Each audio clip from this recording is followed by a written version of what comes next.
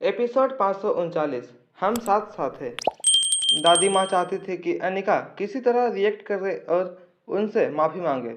अनिका रोहित और परिवार वालों के सामने अपनी जबान से कबूल करे कि उसे किसी पेशेंट की ट्रीट करना नहीं आता।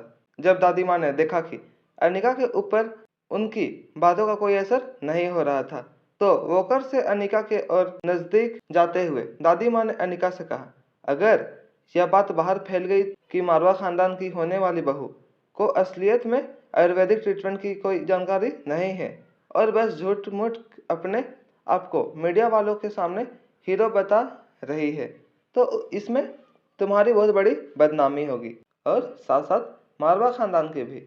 अनिका अभी भी दादी माँ की बात को कोई जवाब नहीं दे रही थी।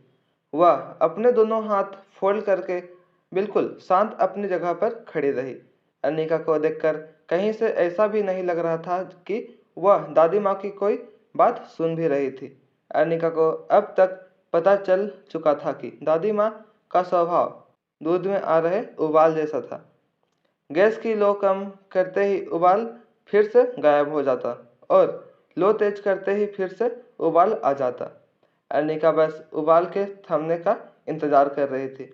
रोहित अनिका के ठीक बगल में खड़ा था, मगर रोहित चाहता था कि दादी माँ की ऐसी तीखी बातों का जवाब देना अनिका खुद सीखे। दादी माँ ने रोहित की ओर देखकर कहा, तुम तो तरुण सिंघानिया को अच्छी तरह जानती हो। मीडिया वालों पर उसका कितना बड़ा होल्ड है। अनिका ने तरुण की बीमारियों का डायग्नोस करने का दावा किया। दरअसल वह बीमारी तरुण है ही नहीं। अब तरुण जैसा आदमी अपनी मानहानि के बदले पलटकर अनिका पर वार करता तो यह मुझे भी बर्दाश्त नहीं होगा।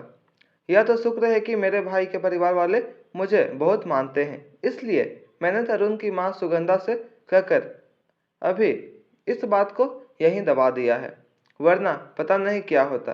तरुण आज के ज़माने का लड़का है, अपनी बेइज्जती बर्दाश्त नहीं कर पाता, लेकिन क्योंकि तरुण मुझे बहुत मानता है, मेरी बहुत इज्जत करता है, उसने मुझसे वादा किया है कि वह अनिका की बदनामी नहीं होने देगा और अपने साथ हुई गलत डायग्नोसिस के बारे में किसी को नहीं बताएगा।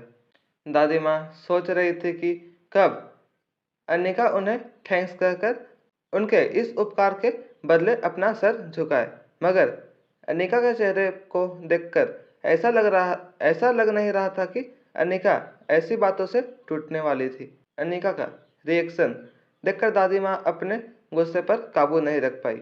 उन्होंने अनिका की ओर देखकर कहा, अनिका, क्या तुम्हें इतनी भी कॉर्टेसी नहीं है? मुझसे एक बार थैंक्स कहो। अगर मैं चाहूँ तो अभी इसी वक्त तरुण से कहकर पूरे शहर में तुम्हारी बदनामी कर सकती हूँ, मगर मैं यह बात इसलिए दबाना चाहती हूँ क्योंकि मैं रोहित से प्यार करती हूँ और रोहित तुम्हें अपनाना चाहता है। मारा खानदान के होने वाली बहू होने के नाते पहले ही तुम लोगों के सामने कई बार इज्जत गंवा चुकी हो। हर कुछ दिन बाद किसी न किसी बात को लेकर तुम्हारा नाम अखबारों में और मीडिया वालों के सामने उछलता रहता है। मैंने सोचा था कि अब इस सिलसिले को यहीं थम जाना चाहिए, मगर मुझे लगता है कि तुम्हें नाक कटवाने की आदत पड़ चुकी है। अगर ऐसा ही है तो मैं अभी इसी वक्त तरुण से कहती हूँ कि उसे तुम्हारे खिलाफ जो कदम उठाने हो वह उठा सकता है। मेरी लाज रखने की कोई ज़रूरत नहीं है। जब दादी माँ ने देखा कि रोहित भी उनकी किसी बात का जवाब नहीं दे रहा था, तो वो लीला का सहारा लेते हुए वहाँ से बाहर की ओर जाने लगी।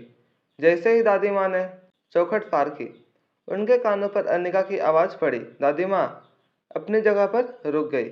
जब उन्होंने धीरे से मुड़कर पीछे देखा तो अनिका उनके बिल्कुल पास खड़ी थी। दादी माँ को ऐसा लगने लगा था कि अनिका अब उनसे माफ़ी मांगने वाली थी।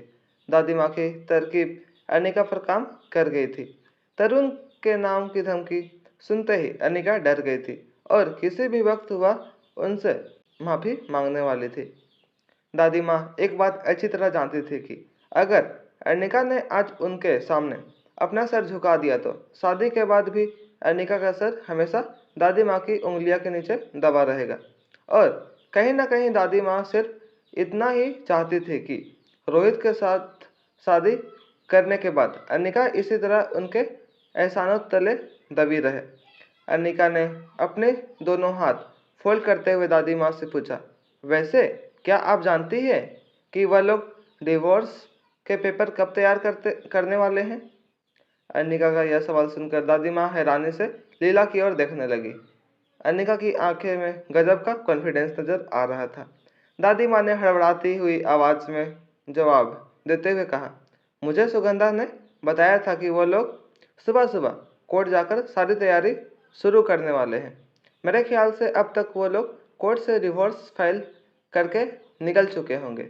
जैसे ही अनिका ने यह खबर सुनी, अनिका ने एक राहत की सांस छोड़ते हुए दादी माँ से कहा, अगर ऐसी बात है तो मेरे ख्याल से मुझे आपके साथ भी यह खुशखबरी शेयर कर लेनी चाहिए। दादी माँ समझ नहीं पा रहे थे कि आखिर वो किस खुशखबरी की बात कर रही थी। तरुण और हर्षिता के बीच डिवोर्स होने वाला था। इस बात को लेकर अनिका को दुख नहीं था, बल्कि वह इसे एक खुशखबरी समझ रही थी। यह बात दादी माँ के गले से नहीं उतर रही थी। अनिका ने बड़ी धीमी आवाज में दादी माँ से कहा, खुशखबरी यह है कि तरुण सिंघानिया चाह कर भी मुझे किसी के सामने गलत नहीं साबित कर सकता। मैंने उसके बारे में जो कुछ भी कहा था वह सब सच था। दादी माँ अभी भी अनिका की बात पर हैरान थी। अनिका ने उस वक्त सबके सामने यह कहा था कि तरुण बाप नहीं बन सकता था, मगर तरुण ने उसी वक्त इस बात का खुलासा कर दिया था कि जेनी के पेट में उसका बच्चा पल रहा था। इसका मतलब साफ था कि अनिका ने जो बात कही थी वह गलत था।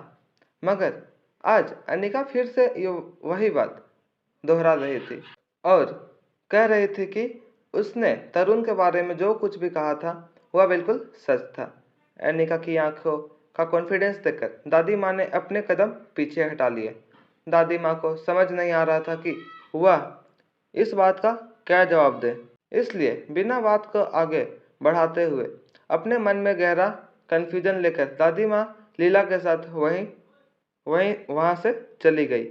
जैसे ही दादी माँ की कार विला से बाहर निकली, रोहित ने अपना एक हाथ अनिका के कंधे पर रखते हुए कहा, गुस्से में तुम और भी ज्यादा खूबसूरत लगने लगती हो।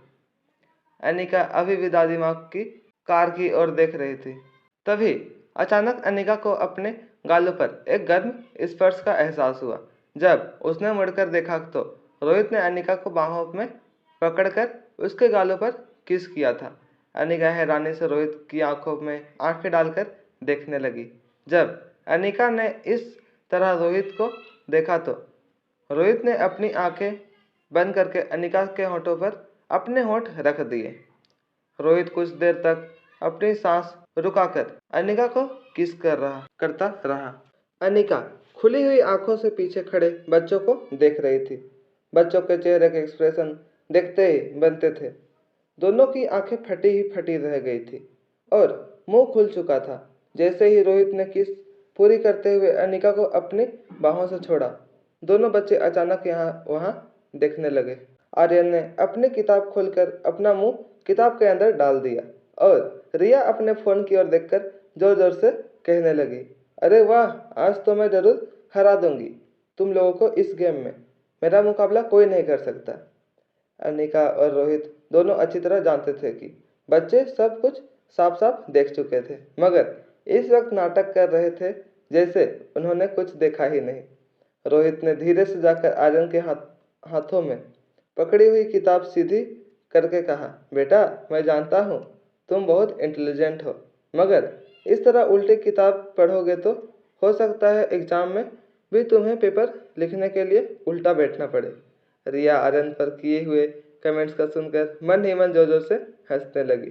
तभी रोहित ने रिया का फोन अपने हाथ में लेते हुए कहा, बेटा, गेम खेलने से पहले एक बार गेम में लॉगिन तो कर लिया करो। क्या है, इससे तुम्हारे कॉम्पिटिटर्स को हराने में तुम्हें आसानी होती। रोहित ने यह बात जब रिया से कही तो रिया ने अपना एक हाथ अपने सर पर मार दिया। अनिका ने रोहित का हाथ जोर से पकड़ते हुए धीमी आवाज में उसके कानों में कहा, यह क्या कर रहे हो तुम? बच्चों के सामने इस तरह की हरकत करना ठीक नहीं। रोहित ने मुस्कुराते हुए अनिका की ओर देखकर कहा। चलो, इससे यह बात तो साफ हो गई कि बच्चों की गैर हाजिरी में यह सब करना बिल्कुल ठीक रहेगा। अनिका के गाल शर्म से लाल हो गए। अनिका रोहित से कुछ दूर जाने की कोशिश करने लगी। तभी रोहित ने उसे फिर से बाहों में भरते हुए कहा, कुछ दिनों में हम सब एक साथ ही एक ही छत के नीचे रहने वाले हैं। बच्चों को यह सब कुछ देखने की आदत तो डालनी होगी, क्योंकि ना तो बच्चे हमसे दूर होने वाले हैं, ना हम बच्चों से। तो फिर बच्चों के सामने हमारे बीच दूरी बनाए रखने की क्या फायदा। जैसे ही रोहित की बातें अनिका के कानों पर पड़ रही थी, उसका असर उसके गालों पर होने लगा। उसके गाल रोहित के हर शब्द के साथ ज्यादा लाल होने लगे थे। दोनों बच्चे अपने एक एक हाथ अपने मुंह पर रखकर हंसने लगे। तभी अचानक अनिका और रोहित दोनों एक साथ दौड़कर आर्यन और रिया के पास आए। रोहित ने रिया को अपनी गोद में उठा लिया और अनिका ने आर्यन को अपने गोद में। फिर दोनों ने बारी बारी से बच्चों के गालों पर किस करना शुरू कर दिया। अचानक हुई किस की बारिश की वजह से दोनों बच्चे हैरान होकर जोर जोर से हंसने लगे। जब नीचे यह सब कुछ चल रहा था, तब ऊपर स्टेयरकेस की रेलिंग के बीच से दो आंखें अनिका और रोहित के परिवार को घूर रही थी। अलेक्जेंडर यह सब कुछ देखकर चौंक गया। उसने पहले कभी इस तरह एक परिवार को एक दूसरे को किस करते हुए नहीं देखा था। पहले तो उसे यह सब कुछ काफी अजीब लग रहा था, मगर फिर वो कहीं ना कहीं उसे इस बात का एहसास होने लगा था कि उसने बचपन से लेकर आज तक कभी ऐसी फीलिंग महसूस नहीं की थी। जब अलेक्जेंडर के मन में यह ख्याल आने लगा कि काश कोई उसे भी इस तरह से किस करने वाला होता, तो फिर उसकी जिंदगी आज शायद काफी अलग होती।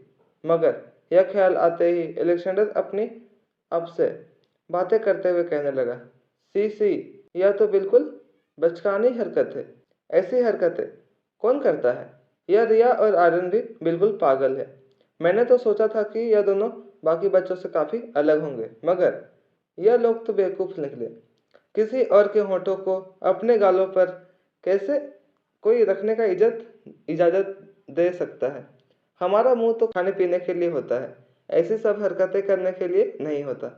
अलेक्जेंडर अपने आप से यह सारी बातें कहकर अपने मन को मनाना चाहता था कि यह सारी बातें फिजूल की बातें हैं और एक दूसरे को किस करना किसी बेवकूफ़ी से कम नहीं है। तभी अलेक्जेंडर ने अचानक अपना एक हाथ उठाकर अपने होठों पर रखा और फिर उसी हाथ को अपने गालों पर रख दिया। अलेक्जेंडर के लिए यह फीलिंग काफ़ी अलग थी। उसके मन में कई सारे इमोशंस एक साथ उठने लगे थे। उसे वह चाहिए था जो आर्यन और रिया महसूस कर रहे थे। जहां अलेक्जेंडर का दिल चाहता था कि वह भी उस पल को महसूस करे जो रिया और आर्यन महसूस कर रहे थे, वही उसका दिमाग यह कहता था कि ऐसा करना अलेक्जेंडर जैसे स्मार्ट बच्चे की शोभा नहीं देता था। उसने अपनी नज़रें नीची कर ली और अपने बेडरूम में जाकर अपनी आंखें बंद करके सो गया। कुछ देर तक अलेक्जेंडर अपनी बिस्तर पर आंखें बंद करके पड़ा रहा। तभी अचानक उसे इस बात का एहसास हुआ कि उसके कमरे में कोई आया था। अलेक्जेंडर ने जब अपनी आंखें हल्की खोलकर यह देखने की कोशिश की कि उसके कमरे में कौन आया था, तो वह यह देखकर चौंक गया कि दरवाजे पर खड़ी अनिका अलेक्जेंडर को घूर के देख रही थी। तो क्यों देख रही थी? नेक्स्ट एपिसोड सुनने के लिए चैनल को सब्सक्राइब करें। Thanks for watching.